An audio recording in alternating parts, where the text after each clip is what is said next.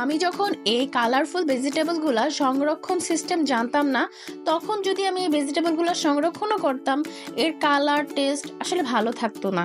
ভাবতাম যে যখন যেটা ফ্রেশ পাবো সেটাই খাবো, ফ্রোজেন করে খাবো না। দেখা যেত কোনো একটা নাস্তা আইটেম বানাতে গিয়েছি, তো এই কালারফুল ভেজিটেবলটার প্রয়োজন হয়েছে, বাট এটা তো রিয়ার একটা ভেজিটেবল, হাতের কাছেও থাকতো না বা সহজে বাহির থেকে আনাও যেত না, যার জন্য ওই আইটেমটা স্কিপ করে অন্য কিছু বানাতাম। বাট আমি যখন থেকে এই কালারফুল ভেজিটেবলগুলোকে সঠিক পদ্ধতিতে সংরক্ষণ করার সিস্টেমটা শিখে গিয়েছি, তখন থেকে আর আমার এই প্রবলেমটা কখনোই হয় না। ইভেন আমি এই সিজন টাইমেও কিন্তু এইভাবে সংরক্ষণ করি, ব্যবহার করি, যেহেতু আমার হাতে টাইম কম থাকে।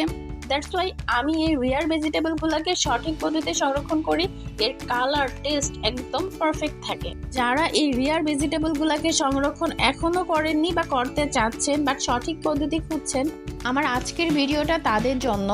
সঠিক পদ্ধতিতে ভেজিটেবল সংরক্ষণ এর ফুল ভিডিও লিঙ্কটা আমি কমেন্টে দিয়ে রাখবো, দেখে নিতে পারেন, আশা করি কাজে আসবে। কজ এই রিয়ার ভেজিটেবলগুলো কিন্তু এখনো অ্যাভেলেবেল পাওয়া যাচ্ছে।